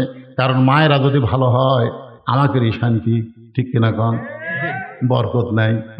বাজার করে আনে দিতি শেষ, বাজার করে আনতি শেষ, বরকত নাই। মা বোনদের হাতে যেন বরকত হয়, এই জন্যে এই বাবাদের এই শোনেন, আমাদের সকলের মা বোনদের জন্য যারা বসে আছেন দোতলায় শোনেন, আল্লাহ রাসূল বললেন, খাদিজা, এই দুনিয়াতে 10 জন পুরুষকে আল্লাহ জান্নাতের সার্টিফিকেট দান করেছে, আবার 10 জন নারীকেও আল্লাহ জান্নাতের সার্টিফিকেট দান করেছে। পুরুষের মধ্যে 1 নম্বর হলো আবু বকর, আর নারীদের মধ্যে 1 নম্বর হলো খাদিজাতুল কুবরা। সুবহানাল্লাহ বলেন। এখন আপনারা বলেন 10 জন যে সার্টিফিকেট পাইছে, পুরুষের মধ্যে 1 নম্বরের নাম কি? মনে থাকবে। মেয়েদের মধ্যে 1 নম্বরের নাম কি? খাদিজা। মুস্কি মুস্কি হাসে। আল্লাহ রাসূল বলে, খাদিজা, মহিলাদের মধ্যে 1 নম্বর যদি আপনি হন, তাহলে 2 নম্বর কে হলে ভালো হয়? পুরুষের মধ্যে 2 নম্বর হলো ওমর, 3 নম্বর ওসমান, 4 নম্বর আলী। তাহলে মেয়েদের মধ্যে 1 নম্বর যদি খাদিজা হয়, 2 নম্বর কে হলে ভালো হয়? খাদিজা বলতেছে, রাসূলুল্লাহ, আল্লাহ যেন 2 নম্বর আমার মেয়ে ফাতেমাকে কবুল করে। রাসূল বলেন, খাদিজা, আপনাকে আল্লাহ 4টা মেয়ে দিয়েছে, যেরকম কয় মেয়ে? তা আপনি কুলসুমের কথা, রোকেয়ার কথা, জয়নাবের কথা না কইয়া ফাতেমার কথা বললেন কেন? এই মায়েরা শোনেন, ভালো করে শোনেন, কয় মেয়ে? তো আপনি কুলসুমের কথা বললেন না, আপনি রোকেয়ার কথা বললেন না, জয়নাবের কথা বললেন না, আপনি ফাতেমার কথা বললেন কেন? খাদিজা বলে, হুজুর, আপনি তো বাপ, আপনি বুঝবেন না। কারণ বাবারা বোঝে না কোন ছেলে মেয়ে কেমন, এটা কে জানে? আর কতক্ষণ কে জানে? বাবা জানে না। বাবা আনন্দে মাতিয়া সাগরে ভাসাইয়া সেই যে চইলা যায়, খবর লয় না। মাজন ধরিয়া উদরে কতই যতন করে, 10 মাস পরে পায় প্রসবের বেদনা। মা যদি ভালো হয়, সন্তান আল্লাহর ওলি হয়, যার প্রমাণ হলো আব্দুল কাদের জিলানী রহমতুল্লাহ আলাইহি, দরকার সুবহানাল্লাহ। মা যদি ভালো হয়, সন্তান হাসান হোসাইন হয়। মা যদি খারাপ হয়, সন্তান ইয়াজিদ হয়। আমরা হাসান হোসেনের মায়ের নাম জানি, হাসান হোসেনের মায়ের নাম হলো ফাতেমা, কিন্তু ইয়াজিদের মায়ের নাম আমরা জানি না। ইয়াজিদের মায়ের নাম হলো লাইসা বিনতে সাইবা। নামটা খেয়াল থবেন, ইয়াজিদের মায়ের নাম কি? লাইসা বিনতে সাইবা। আল্লাহ নবীর যে কয়টা শত্রু ছিল তার মধ্যে ওতবা সাইবা আছে না নাই? ধরে কোন আছে নাই? এই সাইবার মেয়ে হলো লাইসা। আর লাইসার পেট থেকে যে মালটা বার আছে তার নাম হলো ইয়াজিদ। আর হাসান হোসেনের মা হলো ফাতেমা। খাদিজা বলতেছে, ইয়া রাসূলুল্লাহ, ফাতেমাকে আল্লাহ যেন 2 নম্বর জান্নাতি ঘোষণা করে। আল্লাহ রাসূল বলেন, খাদিজা, ফাতেমা তো জান্নাতি নয়, ফাতেমা তো জান্নাতি নয়। সঙ্গে সঙ্গে খাদিজা কান্দে বলে, রাসূলুল্লাহ, ফাতেমা যদি জান্নাতি না হয় তাহলে ফাতেমা কি? রাসূল বললেন, ফাতেমা হলো জান্নাতি নারীদের নেত্রী। খাদিজা বসা মানুষ খাড়া হয়ে গেল। কি করলেন হুজুর? ফাতেমা হলো জান্নাতি নারীদের নেত্রী। হুজুর, ফাতেমা জানে না? আমারটা ফাতেমাকে দেন আর ফাতেমারটা আমাকে দেন। কারণ এই খবর তো আমি আর আপনি ছাড়া কেউ জানি না। ফাতেমা হবে 1 নম্বর জান্নাতি, আর আমি হব জান্নাতি নারীদের নেত্রী। তখন থেকেই বোঝা গেল মেয়েরা একটু উপরে থাকতে পছন্দ করে। ধরে কোন কথা ঠিক কিনা? বাংলাদেশে এর আগে মরদ মানুষ প্রেসিডেন্ট হচ্ছে, প্রধানমন্ত্রী হচ্ছে, কিন্তু এইরকম করেনি। এই মেয়ে আশা যেরকম করছে, ধরে কোন ঠিক কিনা? মেয়েদের মধ্যে হিংসা আছে। আমার মেয়ে তরকারি পাক করে আমাকে খাওয়াচ্ছে। আমি বললাম, মা, বহু জায়গাত মাছ খাচ্ছি মা, কিন্তু তোর হাতের পাক মানে মধুরে। মেয়েটা আর 1 টুকরা দিছে। আমার দিকে তাকা আছে, আমি খাচ্ছি আর খুশি হচ্ছি। আর বইয়ের দিকে তাকা দেখি টেপা মাছ। কেন, তোমার কি হলো? এখন থেকে মেয়ের বাড়িতে পার হয়ে যান, মেয়ের বাড়িতে পার হয়ে যান। আপনার মেয়ে পারে, আমি পারি? হায় হায় কি জাত রে, মেয়ের প্রশংসা করলে বউ বেদার হয়ে যায়। ধরে কর কথা কন না কেন? খাদিজা বলতেছে, ইয়া রাসূলুল্লাহ, তাহলে আমাকে আপনি জান্নাতি নারীদের নেত্রী বলেন, আর ফাতেমা হবে 1 নম্বর জান্নাতি। রাসূল বললেন, খাদিজা, আমি হলাম বন্টনকারী, দেওয়ার মালিক হলো আল্লাহ। আমি হলাম কি? বন্টনকারী, দেওয়ার মালিক কে? খাদিজা বললেন, ইয়া রাসূলুল্লাহ, কারণে আল্লাহ ফাতেমাকে জান্নাতি নারীদের নেত্রী করলো, সে আমলটা কি? আল্লাহ রাসূল বলেন, খাদিজা, আপনার মুখের চেহারা, আপনি কেমন, এটা দুনিয়ার কত মানুষ বলতে পারে। খাদিজা বলতে, তো হুজুর, আমার মুখের চেহারা আমি দেখতে কেমন, এটা দুনিয়ার হাজার হাজার মানুষ বলতে পারে। কারণ 40 বছর বয়সে আপনাকে যখন স্বামী হিসাবে গ্রহণ করলাম, ওই সময় মক্কার সবচাইতে ধনবতী রমণী ছিলাম। ব্যবসা বাণিজ্যের কারণে হাজার হাজার পুরুষের সঙ্গে আমার লেনদেন হয়েছে। তার আমার চোখের সাইজ, মুখের সাইজ, গায়ের রং বলতে পারে। রাসূল কান্দের বলে, খাদিজা, আপনার ফাতেমার চোখের সাইজ, মুখের সাইজ, গায়ের রং দুনিয়ার কত পুরুষ বলতে পারে। খাদিজা কান্দের বলে, ইয়া রাসূলুল্লাহ, আমার ফাতেমা পর্দানিশী। আমি মা হয়ে বলতেছি, ফাতেমা যখন দুনিয়াতে ভূমিষ্ঠ হলো, আমি খাদিজা পর্যন্ত তার ইজ্জত দেখতে পারি নাই। সুবহানাল্লাহ বলে কর। উপর হয়ে আমার মেয়েটা দুনিয়াতে চলে আসলো। রাসূল বললেন, খাদিজা, আপনি জন্মসূত্রে ফাতেমাকে পর্দানিশী দেখেছেন, আমি বাবা হিসাবে, নবী হিসাবে বলতেছি, ফাতেমা শুধু পর্দার মধ্যেই বড় হবে না, পর্দার ভিতরে দুনিয়া থেকে বিদায় নেবে। গভীর রাত্রে ফাতেমাকে যখন কবর দেওয়া হলো, মায়েরা শোনেন, হযরত আলী চিৎকার করে বললেন, রে কবর, আমার হাসান হোসেনের মা পর্দানিশী বলে রাতের বেলা দুনিয়া থেকে বিদায় নিল, রাতের বেলা তাকে কবর দেওয়া হলো। আমার ফাতেমার প্রতি আল্লাহ তুমি খুশি হয়ে যাও। এই দোয়া করার সঙ্গে সঙ্গে হযরত আলী তাকায় দেখে সামনে কোনো কবর নাই। এই মাত্র যেই কবর দিতে সেই কবর নাই, কয়েকটা পুরাতন কবর দেখা যায়। আলী কান্দের বলে, একই ফাতেমার কবর দিলাম, সেই নতুন কবরটা কোন জায়গায়? কে যেন ডাক দেওয়া, আলী রে, ফাতেমা পর্দানিশী, আমি আল্লাহ তার কবরটাকেও কিয়ামত পর্যন্ত পর্দা করে দিয়েছি। আমার মা বোনদের জন্য আমার 1 নম্বর ওয়াজ হলো, মা, আমল যদিও কমও হয় সমস্যা নাই, কিন্তু আল্লাহর আইন পর্দাটাকে আপনারা গ্রহণ করবেন। আপনাদের চেহারা যেন কোনো পুরুষ মানুষ না দেখে। মায়েরা হয়তো বলবে, হুজুর, আমরা তো পর্দা থাকবারই চাই, কিন্তু এই মরদগুলোই থাকতে দেয় না। এই জন্য আল্লাহ রাসূল বলেছেন, আর দায়ুসু, শোনেন ভালো করে, আর দায়ুসু লা ইয়াদখুল, লা ইয়াদখুল, এটা হলো লাইন অফ জেন্স, কখনোই না।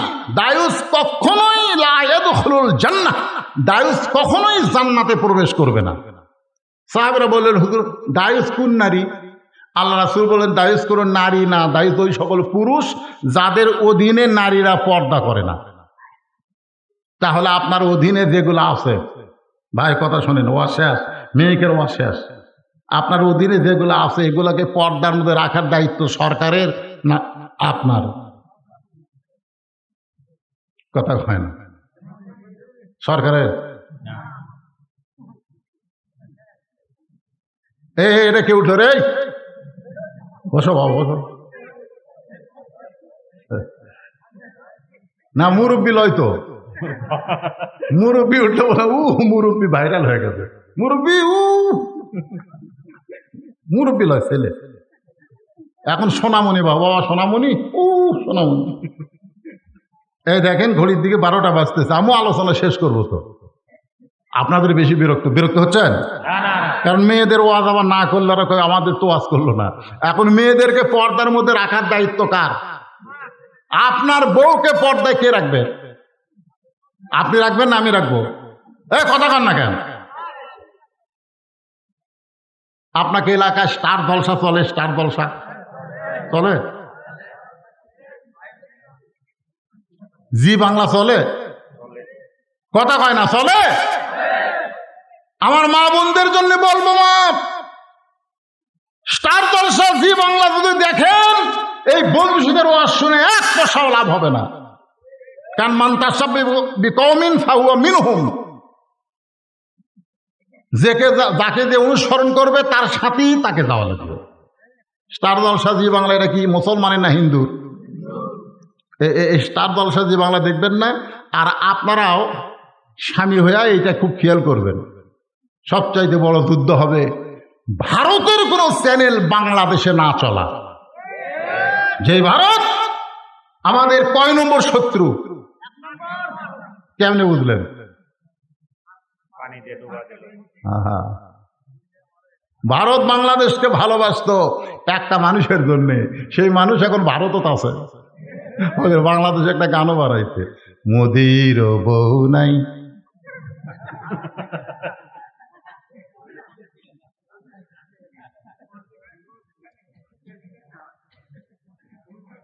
এই অ্যাঙ্গেলে সামান্য করলাম, পরকারটা আপনারা করবেন। 400 বছরের পুরাতন বাবরি মসজিদ ভাঙ্গা ওরা রাম মন্দির তৈরি করছে। ধরে কোন কথা ঠিক কিনা? আপনি বলেন আপনাকে এই মসজিদ যদি কোনো কেউ ভাঙবার আসে যারা নামাজ পড়ে না, তারাও কিন্তু জীবন দিবে মসজিদের জন্য। ধরে কোন কথা ঠিক কিনা? নামাজ পড়ি না তাই বলে মসজিদকে আমি ভালোবাসি। মসজিদ কার ঘর? এ কথা কন না কেন, কার ঘর? হয়তো অনেক নামাজিরা বলবে ইন্নাল্লাহ মা সাবিরিন, ধৈর্যশীলদের সঙ্গে আল্লাহ আছে বাবা, ওরা ভাঙ্গা থেকে দেখলে পরে আমরা আবার তৈরি করবো। বেয়ান আমাদের বলবে ওগুলো টাইম নেই, জীবন দেব। কথা কন না কেন? হ্যাঁ, যেই মসজিদকে আমরা জীবনের চাইতে বেশি ভালোবাসি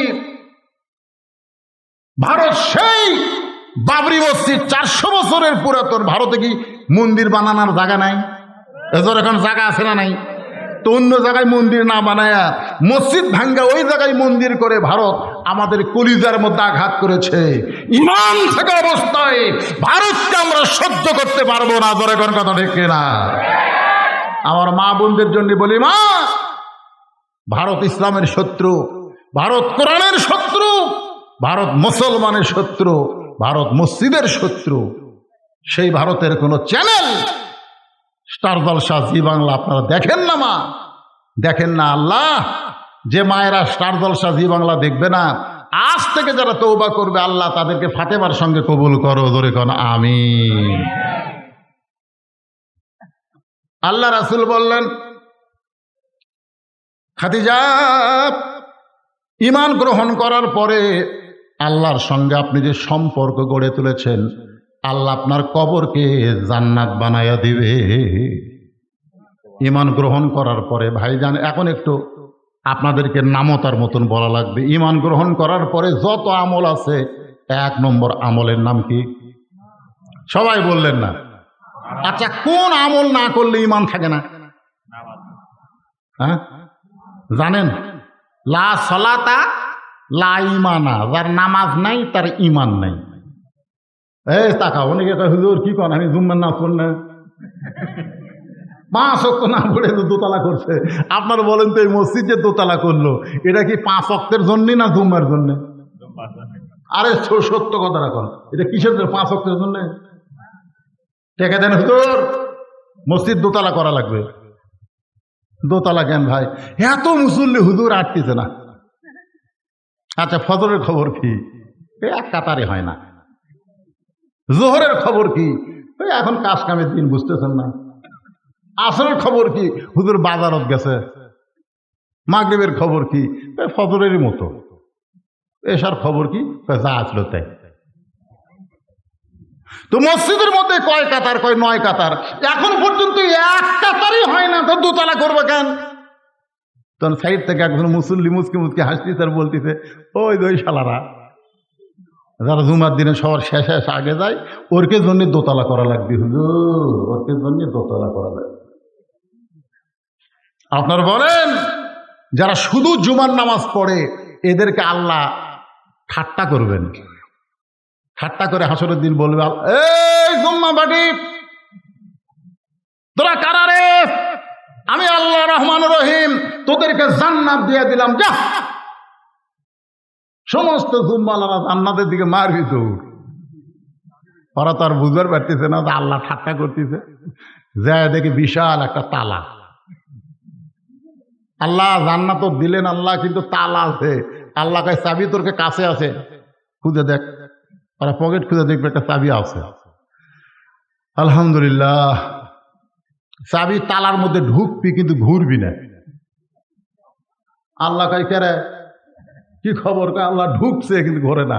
আল্লাহ কয় পাগল, তালার মধ্যে 5টা দাগ আছে, তো চাবির মধ্যেও 5টা দাগ থাকা লাগবে। এখন দেখ তো চাবির খবর কি? তো জুম্মা বাড়ি বলবে আল্লাহ আমার চাবি তো তেল তেলা। আল্লাহ বললে 5টা দাগ মানে 5 ওয়াক্ত, যার দুম্মা আছে 5 ওয়াক্ত নাই, তাই জান্নাত দেখতে পারবি কিন্তু ঢুকতে পারবি না। কোরআন দিয়ে যখন রাষ্ট্র চলবে, 1 নম্বর দায়িত্ব হলো পদ্মা সেতু নির্মাণ করা না, রাস্তার উপর ফাইবার নির্মাণ করা না, তেল তৈরি করা না। 1 নম্বর দায়িত্ব হলো 5 ওয়াক্ত নামাজ কায়েম করা। জোরে কোন কথা ঠিক কিনা? আল্লাযীনা মাক্কান্নাহুম ফিল আরদ। মুসলমানের মধ্যে যখন ক্ষমতা দেওয়া হবে, আগামী ইলেকশনে যদি কোরআনওয়ালারা ক্ষমতায় আসে, তাদের 1 নম্বর দায়িত্ব হলো আকামুস সালাত, নামাজ কায়েম করা। 2 নম্বর দায়িত্ব হলো যাকাত আদায় করা। জোরে কোন কথা ঠিক? কত টাকা ঋণ আপনারা জানেন? বাংলাদেশে 97 বিলিয়ন টাকা ঋণ আর পাচার করেছে 93 বিলিয়ন। এই কয় লেটা খেতারা, এই শালা এমপি মন্ত্রীরা, এরা টাকা পাচার করেছে 93 বিলিয়ন। বোঝেন 100 কোটিতে কি? তাহলে 93 বিলিয়ন কয় হাজার কোটি টাকা? ডলার, ডলার, টাকা না, ডলার, টাকা না, কি ডলার। চিন্তা করছেন? আমাদের বাংলাদেশের ধনী নাই। নামাজ কায়েমের সাথে সাথে তার অন্তর সবসময় মৃত্যুকে স্মরণ করে। টাকার যাকাত 2.5 টাকা যদি দেওয়া শুরু করে, 19 যন্ত্র দিয়ে খুঁজলেও বাংলাদেশে কোনো গরিব পাওয়া যাবে না। ধরে কোন কথা ঠিক কিনা? 1 ব্যাগ টাকা গেলে 7 দিন ঘুরতেছে, একটা গরিব নেই। আরে গরিব হয় ভালো আসলো রে। আপনার কি মনে করছেন যাকাত তখন দেওয়া লাগবে? আপনার বাড়ির গরিব আসবি না, আপনাকেই গরিবের বাড়ির যাওয়া লাগবে। গরিবই নাই, 7 দিন ঘুরে গরিব নাই। মনে করতেছে গরিব যখন নাই, দেখি মরুভূমির দিকে যাই। মরুভূমির মধ্যে যায়, দেখে এক লোক বস্তা মাথার দিয়ে ঘুম পাড়তেছে। তো বেগালা মনে করছে আলহামদুলিল্লাহ পাসি পারে, গরিব হোক পাসি। তো সালাম দিতে, আসসালামু আলাইকুম। বস্তালা লাভ যেটা বলতেছে আলহামদুলিল্লাহ। বেগলাকে কে ভাই সালাম দিলাম, ওয়ালাইকুম বাদ দা আলহামদুলিল্লাহ কেন? বলে 1 বস্তা টাকা নিয়ে 15 দিন ঘুরতেছি, গরিব পাইনি ভাই। তোকে দেখে গরিব মনে কর, আলহামদুলিল্লাহ পড়ছি ভাই, টাকার বস্তা লে ভাই। 2 জনে কান্দে, কে গরিব গেল কোথায় রে? নামাজ কায়েমের সাথে সাথে যাকাত দেওয়া যখন আইন হয়ে যাবে, এই বাংলাদেশ আল্লাহ রহমত বরকতের দরজা খুলে দিবে। 19 যন্ত্র দিয়ে খুঁজলেও আর গরিব পাওয়া যাবে না। জোরে কোন কথা ঠিক কিনা? বাংলাদেশে বহু খনি আছে, আপনি জানেন? বাংলাদেশে কত খনি আছে আপনি জানেন? কিন্তু খনিগুলা এত নিচে ভাই। ও হয় রে, এ তো তুলবার গেলি টাকা শেষ। সব তেলের খনি, সোনার খনি, পাথরের খনি, কয়লার খনি, সব খনি বাংলাদেশের নিচে আছে, কিন্তু এত নিচে তোলা যাচ্ছে না। কোরআন দিয়ে যখন রাষ্ট্র চলবে, ওই খনিগুলো তখন অত নিচে থাকবে না। সৌদি আরবের মতন খনিগুলো সব আল্লাহ উপরে উঠাইয়া দিবে। কি মনে করতেছেন যে হারে ফসল পাচ্ছেন ওই হারে ফসল? আবাদ কম হলেও রেজেকের মধ্যে বরকত হবে, নবীর সুন্নাহর আইন হবে। তোমার ক্ষুধাকে তুমি 3 ভাগ করো। এই গামলা গামলা গোস্ত মাছ আছে যে তুমি পেট ভরে খাবে? তোমার ক্ষুধাকে 3 ভাগ করো। 1 ভাগ খাও, 1 ভাগ পানি পান করো, 1 ভাগ আল্লাহর জন্য ফাঁকা করো। তোমার দেহ হবে সৈনিকের মতন, সোলজারের মতন। পেট কোনোদিন উঁচা হবি না, বুক উঁচা হবি। অন্যায় দেখলে ধরবি। ধরে কোনো কথা ঠিক কি না? তো এমন খাওয়া আছে ভাই, টুটি পর্যন্ত খাওয়া কয় মিষ্টি খাওয়া শূন্য রে। ওরে বাবা রে, আরো খাবি রে। চোর দেখলে আবার না দেয়, চোরের পাও ধরে। কারণ যে বেশি ভুড়িয়ালা মানুষ, উনি 10 মাসে পোয়াতের মতো উনি দৌড়াবার পারবি। আর একবার আমার সঙ্গে পড়েন, ইজা জা আনাসরুল্লাহি ওয়াল ফাত ওয়া রাআইতান নাসা ইয়াদখুলুনা ফি দীনিল্লাহি আফওয়াজা ফাসাব্বিহ বিহামদি রাব্বিকা ওয়াস্তাগফির ইন্নাহু কানা তাওয়াবা। আজকের আলোচনা এই সূরাকে সামনে নিয়ে আমি এতক্ষণ ধরে করলাম। আল্লাহ পাক আমাদের সকলকে কবুল করুক। সকলে বলে আল্লাহুম্মা আমিন। বৃষ্টি হচ্ছিল, আল্লাহ তুমি বৃষ্টি বন্ধ করে দিছো।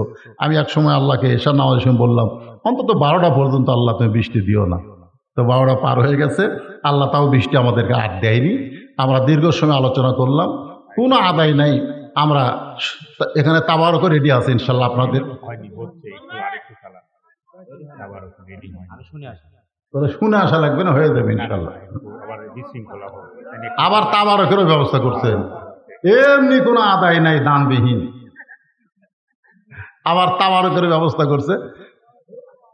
একটু জিকির করে, লা ইলাহা ইল্লাল্লাহ, লা ইলাহা ইল্লাল্লাহ, লা ইলাহা ইল্লাল্লাহ, লা ইলাহা ইল্লাল্লাহ, লা ইলাহা ইল্লাল্লাহ, লা ইলাহা ইল্লাল্লাহ, লা ইলাহা, লা ইলাহা ইল্লাল্লাহ মুহাম্মাদুর রাসূলুল্লাহ সাল্লাল্লাহু আলাইহি সাল্লাম।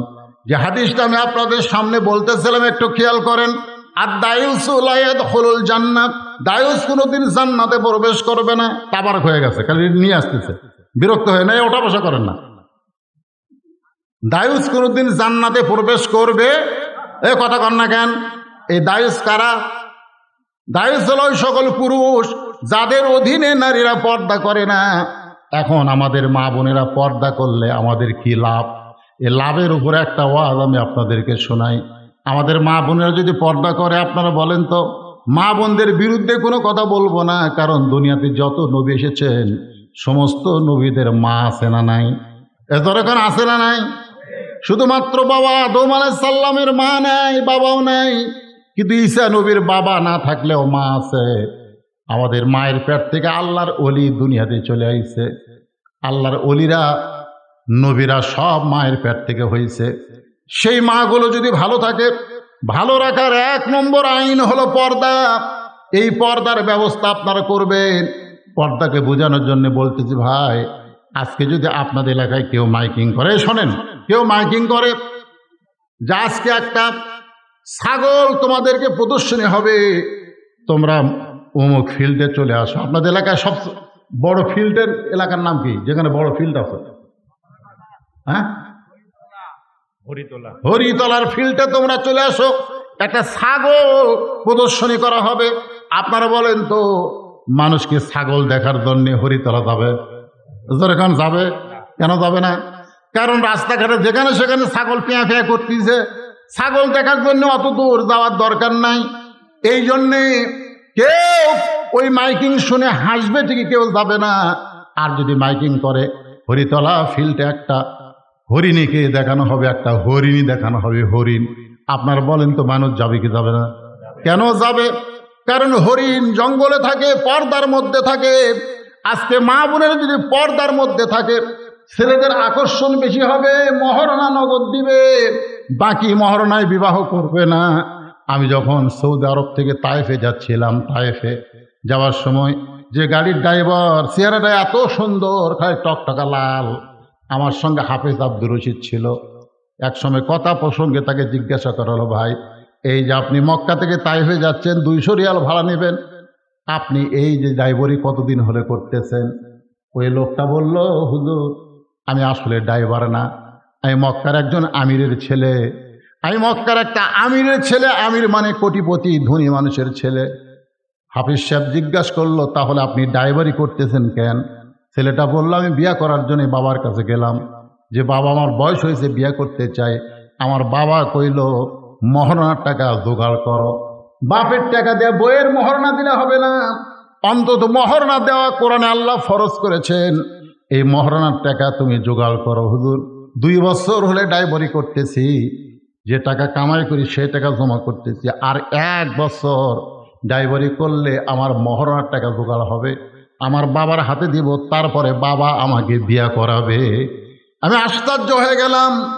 সৌদি আরবের একজন যুবক বিবাহ করতে গেলে সর্বপ্রথম যেই জিনিসটা খেয়াল করে তার নাম হলো মোহরানা। জোরে কান, তার নাম কি?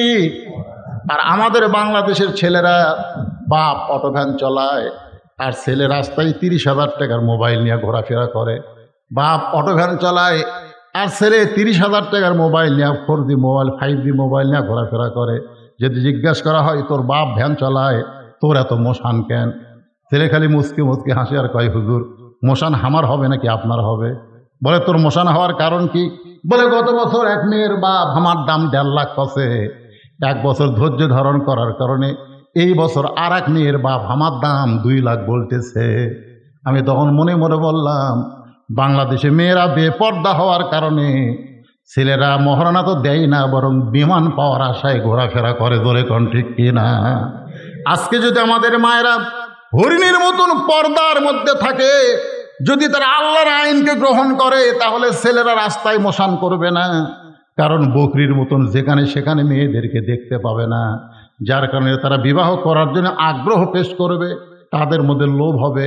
বাপ মা বলবে মহারণা আদায় না করলে বিয়ে হবে না, তখন কোনো ডিমান্ড বাংলার জমিনে থাকবে না। মেয়েরা পর্দা ধরার কারণে তাদের মহারণা দিয়া বিয়া করা লাগবে। ধরে কোন ঠিক কিনা? কথা কোন ঠিক কিনা? বাইরে পদ্মা নদী থেকে এবারে কিন্তু এবারও ভারত পূজাতে ইলিশ চাইছিল, দিবে বলে দিছে ডক্টর ইউনূস, আমরাই কিনা খামো, আমাকে দেশের ইলিশ আমরাই খামো, তোর হোক দেব না। পদ্মা নদীর থেকে 7 কার্টুন ইলিশ, কয় কার্টুন?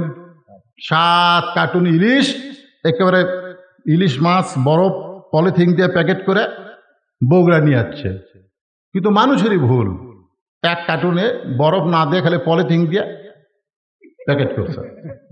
6 কার্টুনে বরফ আছে, পলিথিন আছে, ইলিশ আছে, আর 1 কার্টুনে খালি ইলিশ আছে, পলিথিন আছে, কিন্তু বরফ নেই। কার্টুন করে বগুড়া নিয়ে যাচ্ছে। এখন তো ইলিশ নামার সঙ্গে সাথে যারা বুকিং দিছে তারা নিয়ে গেছে। 6 কার্টুন আর ইলিশ ভালো, কিন্তু 1 কার্টুন ওই লিয়ে যা কেবল খুলিতে ভাই, যেই খুলিছে ভৌমাছিকার দাওয়াত দেওয়া লাগেনি। আপনারা বলেন তো, পচা ইলিশ খুললে মাছি কোথায় আছে আয় আয় আয় আয় করা লাগবে? ওই পচা মাছি, ভৌমাছিরা সব গান গাচ্ছে, সুন্দর নারী দেখলে পরে আমার দিল দেওয়ানা করে, ওলে ওলে ওলে ওলে ওলে করে সব ভৌমাছি ওর পচা ইলিশের কাছে ধরছে। যাদের 6 কার্টুন ভালো তারা চিল্লে কে রে, এই তোর ইলিশটা গন্ধ আসতেছে কেন? বলে ভাই আমার ইলিশের কার্টুন পর্দা নাই, পর্দা না থাকার কারণে পচে গেছে, মৌমাছি ধরেছে। ওরা বলতেছে আমাকে এগুলা ভালো রে, পচেনি, কিন্তু কাম সারা ওই পচা ইলিশের কারণে। কারণ ভালো ইলিশের চাইতে পচা ইলিশের দুর্গন্ধ কম না বেশি? সমস্ত লোকেরা বলতেছে ইলিশে ধার দিয়ে যাওয়া যাচ্ছে না, সব ইলিশ পচে গেছে। আপনার বলেন সব ইলিশ পচেছে? কয়টা পচছে? 1 কার্টুন। কিন্তু 1 কার্টুন পচার কারণে ওই 6 কার্টুনেরও দুর্নাম হচ্ছে। আপনাদের এই ভট্টপাড়ায় একটা মেয়া যদি বেপর্দা হয়, একটা মেয়া যদি অপবিশ্বাস হয়, একটা মেয়া যদি পূর্ণিমা হয়, একটা মেয়া যদি পরিমণি হয়, তাহলে সমস্ত লোকেরা বলবে ভট্টপাড়ার মেয়েরা খারাপ। আপনারা বলেন সব মেয়ে খারাপ? এই ধরে কেন সব মেয়ে খারাপ? কিন্তু একটা খারাপের জন্য গোটা পাড়ার দুর্নাম। এখন 6 কার্টুন ইলিশ ভালো বারে তাজা, কিন্তু ওর পচার কারণে হুজুকা বাঙালি বলতেছে ইলিশের ধার দিয়ে যাওয়া যাচ্ছে না, ইলিশ পচে দুর্গন্ধ। এখন এরা 6 জন মিলে ধরছে যে তোর ইলিশের কারণে আমাকে ব্যথা বন্ধ হয়ে গেছে। তো ভাই তাহলে কি করি? বলে ইলিশ ফ্রি দে, ইলিশ ফ্রি দে, দিয়ে যা না, যদি দেশ তো পিঠ মরে। এখন 6 জন মিলে একত্র হয়ে তখন বলতে ফ্রি দে, তখন পচারি ধরে বলতে ভাই রে, পর্দা না থাকার কারণে, বরফ না থাকার কারণে আমার ইলিশ পচে গেছে, ভাই রে ইলিশ ফ্রি দেবার চাই, লিয়া দা ভাই। তখন খরিদ্দার আরো রাগ করছে, কে রে ব্যাগের মধ্যে আমাদের কত সদাপাতি আছে, তোর পচা ইলিশলে সবগুলো নষ্ট করবো। ফিরিয়ে দিবার ছায়া সেই গরম হয়ে গেছে। তখন বলতেছে ভাই তোকে কথা মতো ফিরিয়ে দিবার চাইলাম, এরা তো সেই গরম। তখন বলতেছে এখন এক কাম কর, তুই বল ইলিশ ফিরি, আদেশের তেলও ফিরি। ইলিশও ফিরি, আদেশের তেলও ফিরি। এখন পচা ইলিশ হলা বলতেছে ভাই পর্দা না থাকার কারণে আমি মানে ইলিশকে ফিরিয়ে দিলাম, আদেশের তেলও ফিরিয়ে দিচ্ছি। তখন খরিদ্দাররা 3 দল হয়ে গেছে। খরিদ্দাররা 3 দল হয়ে এক দল বলতেছে আগে পচা ইলিশ লেইনি, তেলের জন্য নিব না, দরকার নাই, ইলিশের ধার দিয়ে যাব না। আর এক দল বলতেছে ইলিশ নিব, মধ্য ঘাটায় ইলিশ ফেলা দিয়ে তেল নিয়ে বাড়ির যাব। আর এক দল বলতেছে পচা ইলিশ আদেশের তেল একত্র করে পাক করলে খাওয়া যাবে। আজকে পচা ইলিশ মানে বেপর্দা নারী। বেপর্দা নারীকে কোনো বাপ যদি বিয়ে দিবার চায়, একটা ছেলেও কিন্তু বিয়ে করবে না। এ কারণেই করবে না, কারণ তোর মেয়েকে আমরা জানি বিয়ের আগে ফাইনাল খেলা খেলছে। ধরে কোন কথা ঠিক কি না? তোর মেয়েকে আমরা চিনি তো বিয়ের আগে টেস্ট ফাইনাল খেলা সব খেলিছে। ওই বেপর্দা মেয়েকে আমরা বিয়ে করবো না। তখন মেয়ের বাপ বাধ্য হয়ে বলে আমি R15 একটা মোটর সাইকেল দিব।